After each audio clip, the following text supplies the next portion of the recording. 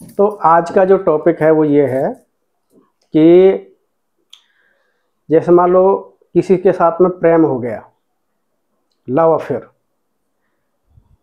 अभी बोलते हैं ना कि नहीं मेरे को अभी शादी करनी है तो उसी के साथ में करनी है, मेरा दूसरे के साथ में मेरा मन नहीं मानता, दूसरे के साथ में मैं कनेक्ट नहीं हो सकती, मेरे को दूसरा अच्छा नहीं लगता, मेरे को मेरा ही बॉयफ्रेंड अच्छा लगता है।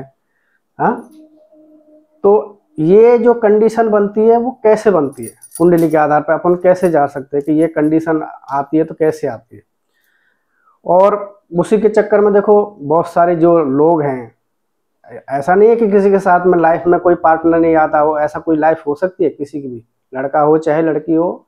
अब वो नई शादी कर पा रहे हैं तो उसका रीजन यही होता है कि मतलब उनकी जो वो है वो एक ऐसी जगह पर अटक जाते हैं जहाँ से फिर वो उनका मन की इच्छा नहीं होती कि लाइक कर लें कि नहीं करें। अगर मान लो हो भी जाती है, बहुत से लोगों की ऐसा नहीं क्या होती नहीं है, हो जाती है, लेकिन वो ज़्यादा सक्सेसफुल नहीं रहती, वो बाद में कहीं ना कहीं आके नहीं ब्रेकअप हो ही जाता है, उस चीज़ को रोक ही जाता है।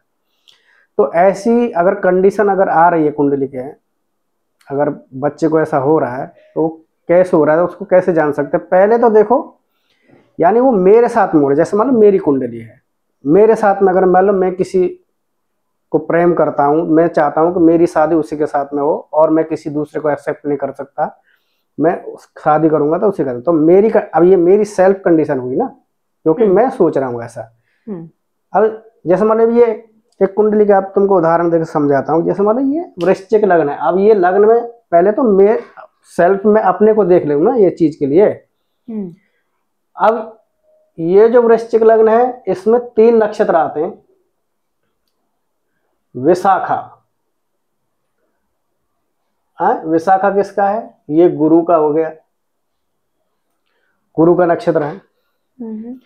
दूसरा है अनुराधा, यानी पहला कौन सा है, विशाखा,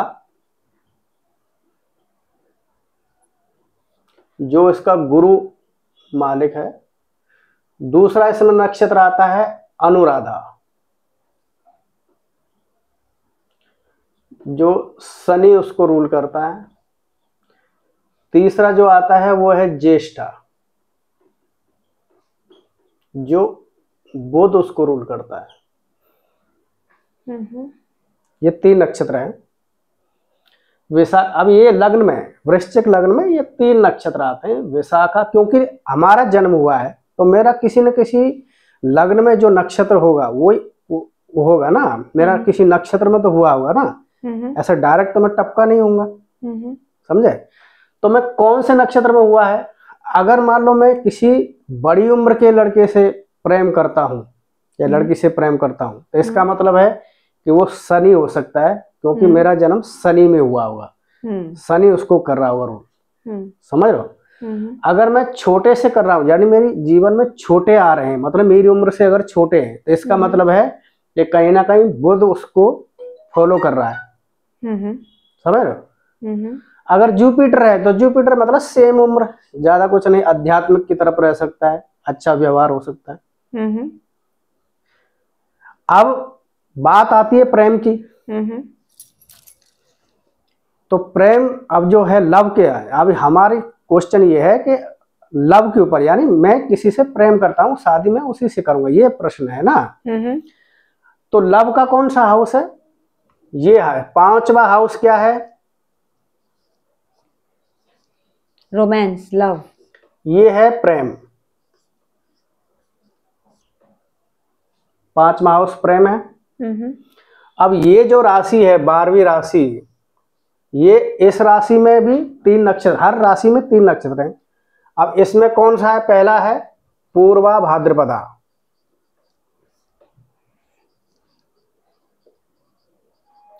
पूर्वा भाद्रपदा जो जुपिटर का ही है। दूसरा इसमें उत्तरा भाद्रपदा आएगा,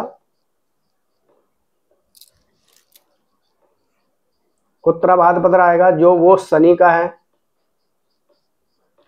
और तीसरा जो आएगा इसमें वो है रेवती, रेवती है बुध का,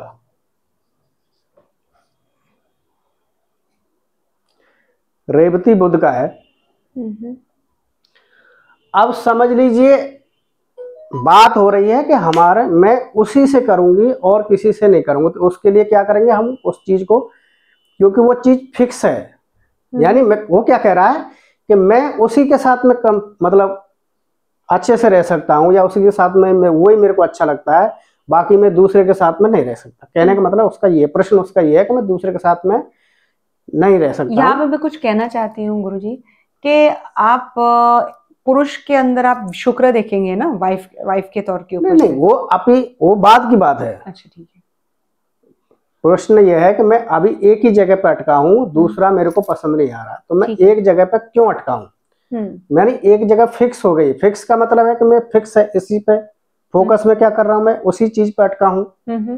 तो फिक्स साइन कौन से होते हैं? ये अभी फिक्स साइन ये है, अभी समझ लो शनि यहाँ पे बैठ जाए तो शनि क्या चलेगा, फिक्स में बैठ गया। यानी समझ लीजिए कि मेरा जो जन्म हुआ, मेरा शनि मेरा लॉर्ड बन गया, और मेरे पंचम का भी फिर शनि हो गया प्रेम का, क्योंकि वहां पर भी यही राशि आ रही है उत्तर भाद्रपद में शनि, क्योंकि वो रूल कर रहा है उसको। और शनि समझ लीजिए यहाँ बैठ गया, तो मतलब मैं फिक्स हो गया ना कि मैं किसी हाँ अब 5 बड़ी वाली उम्र के साथ हाँ आपका जो भी उसका जो भी प्रेम रहेगा, वो पहली बात तो ये है कि पहला मैं बात कर रहा हूँ पहले प्रेम की, फर्स्ट, क्योंकि पहली बार हो रहा है कोई भी चीज। तो पहला जो प्रेम होगा उसका बड़ी उम्र के लड़के के साथ में हो सकता है या लड़की के साथ में हो सकता है। तो शनि रहेगा तो बड़ी उम्र के साथ में, बुध रहेगा तो छोटी उम्र के साथ में, जुपिटर अगर उस चीज को रूल कर रहा है, कहाँ से कर रहा है, लग्न से। अपने को पंचम से कोई लेना देना नहीं, अपने को लग्न देखना है। मैं क्योंकि मैं अटका हूं उस चीज में। तो यहाँ पे शनि है तो बड़ी उम्र के साथ में हो गया, और फिक्स साइन में बैठा है, जिसका मतलब है कि वो दूसरे के साथ में वो चीज को एक्सेप्ट नहीं कर सकता है।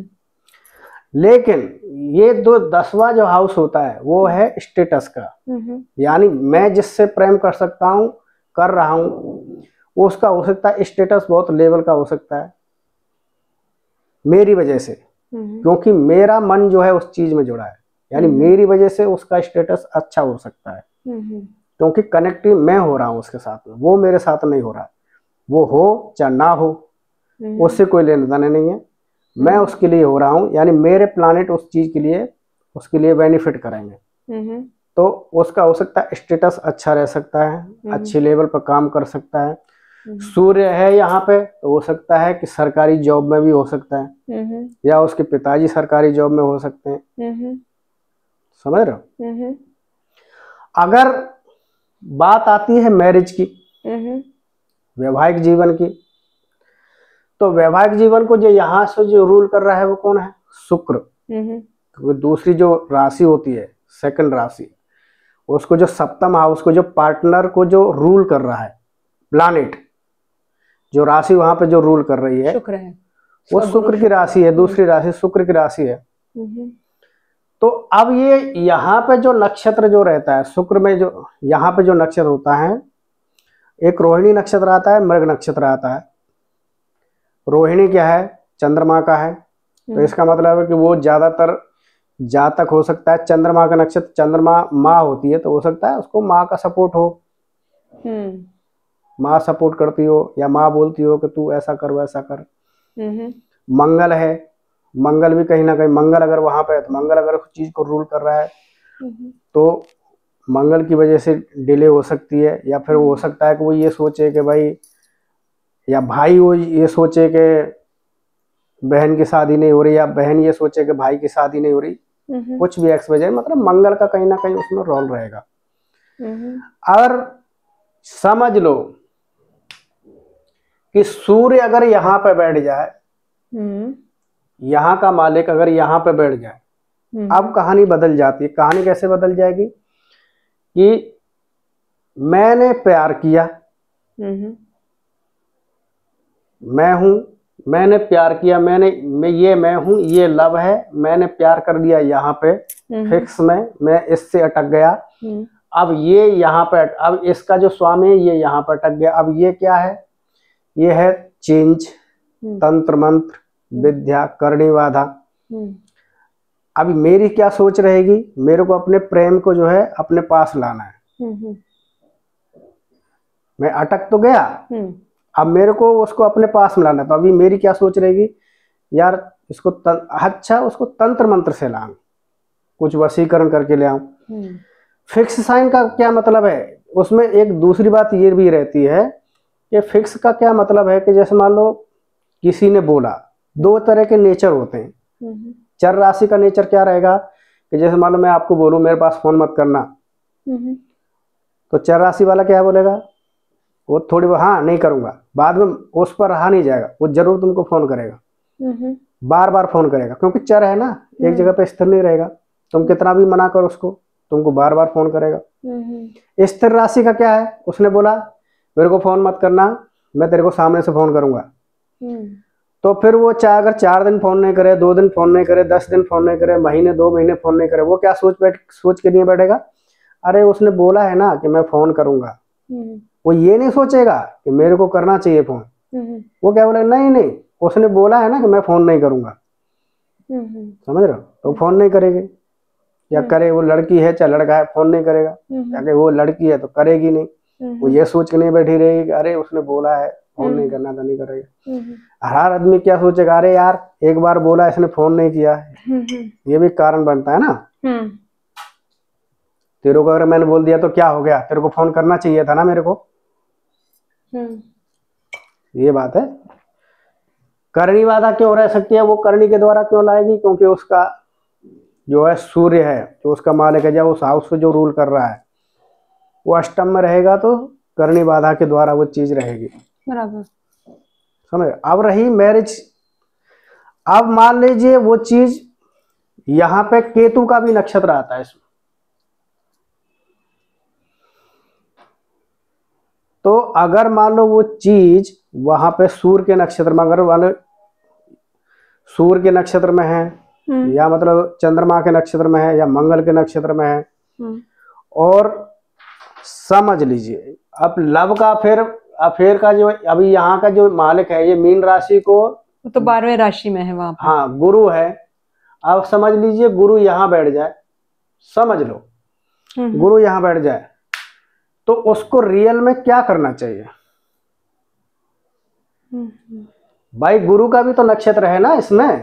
हाँ हाँ, पूर्व भाग, गुरु का भी नक्षत्र है कि नहीं है।